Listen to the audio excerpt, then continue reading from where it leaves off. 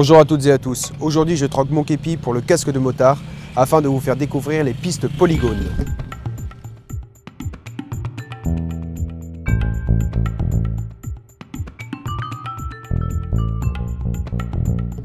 Nous voici en compagnie du lieutenant-colonel Debier et de l'adjudant-chef Bernard.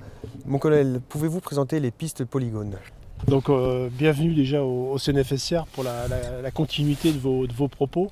Donc là on se situe sur le centre névralgique ou un des centres névralgiques, mais pour moi il est essentiel du CNFSR en termes de formation. C'est le site de Polygone qui est à titre de patrimoine quelque chose d'unique dans la mémoire collective des motocyclistes de la gendarmerie, et unique parce qu'il n'a pas d'équivalent dans d'autres institutions quelles qu'elles soient ou d'autres endroits au monde, puisqu'on a de nombreux étrangers qui viennent s'y former également et qui sollicitent entre guillemets de découvrir les pistes de Polygone parce que c'est ce qui fait vraiment sa caractéristique première. Mon adjudant-chef, vous êtes instructeur au CNFSR. Pouvez-vous nous expliquer pourquoi le nom de Polygone? Alors le nom de Polygone, c'est en 1805 que Napoléon décida de créer un terrain militaire afin d'effectuer des tirs pour son artillerie. Et au fil des années, ce nom de Polygone est resté, a été maintenu.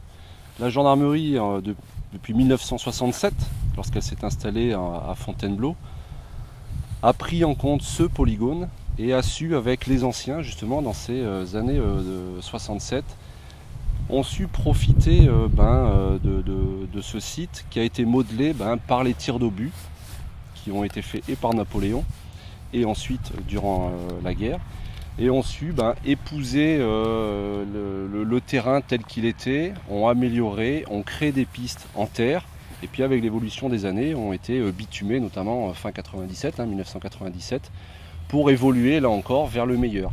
Elles n'ont pas été modifiées, simplement été améliorées. Donc c'est dire la qualité des pistes du départ qui ont été faites il y a maintenant 50 ans par nos anciens. Et quelle est justement la particularité de ces pistes pour les stagiaires? La particularité de ces pistes, c'est qu'elles nous font travailler dans une zone en totale sécurité, c'est-à-dire que lorsqu'un stagiaire s'élance sur une piste, il ne va pas croiser un poids lourd ou un véhicule. Sachant que la piste amène à la route, vous avez ici des situations de pistes qui sont des zones de stress que doit travailler le stagiaire avec son pilotage pour, lorsqu'il va travailler en mission en unité sur le terrain, passer outre ce stress, parce que cette sensation il l'a déjà connue durant cette formation sur ces pistes. La seule particularité, ça va être la chute à basse vitesse, donc on ne risque pas un gros accident comme on pourrait le faire sur la route. Quels sont les équipements que vous utilisez pour pouvoir pratiquer? Alors, nos anciens étaient effectivement certainement moins bien équipés que nous aujourd'hui. Les motos ont évolué, puisque maintenant on a des motos bien plus modernes et récentes. Et la tenue, il n'y a qu'à regarder lorsque moi je suis équipé. J'ai un pare-pierre dessous ma veste. Ce sont des textiles qui sont étudiés pour faire de la moto, comparativement aux treillis Rangers d'il n'y a pas encore trop longtemps, puisque moi j'ai connu la veste en cuir noir. Ça va rappeler des souvenirs à bon nombre de personnes. Le casque blanc, alors que là maintenant vous avez, on a un équipement type enduro, type aux normes, et ce qui nous permet de travailler dans de bien meilleures conditions au niveau sécurité. Combien de pistes compte le site? Donc, ce site est composé de 10 pistes. Donc elles sont catégorisées en difficulté et on a établi un code couleur. Donc la première va être la blanche pour terminer à la noire. Donc ça va crescendo, des difficultés que le stagiaire va appréhender au départ. Et puis va prendre des automatismes de conduite et les obstacles vont évoluer au fur et à mesure des pistes pour arriver à la piste noire, donc où là il y a un regroupement de tous les ateliers qui ont été vus avant, avec des situations plus compliquées qu'au départ forcément, et le stagiaire réussit à passer sans difficulté. On peut voir ici différents types.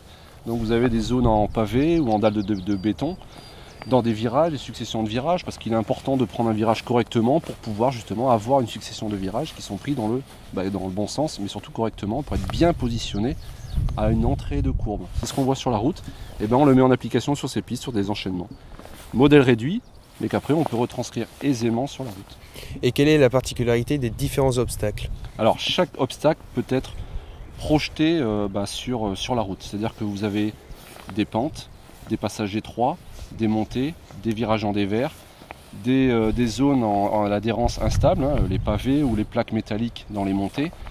Tout ça on fait travailler le stagiaire pour garder et avoir des automatismes, garder l'adhérence de sa moto et ne pas se poser la question le jour où il est confronté à une situation étrange sur la route, qu'est-ce que je dois faire? Donc le but final de tous ces ateliers, c'est quoi? C'est simplement que le gendarme motocycliste est bel et bien gendarme et motocycliste.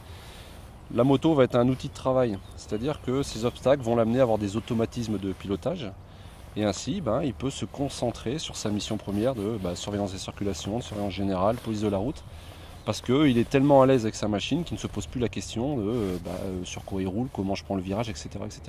Voilà le but de ces pistes, c'est vraiment à ce que le gendarme motocycliste puisse faire toutes ses missions en toute sécurité, parce qu'il est avec son outil, son deux roues, et il reste concentré sur sa mission, l'environnement, etc.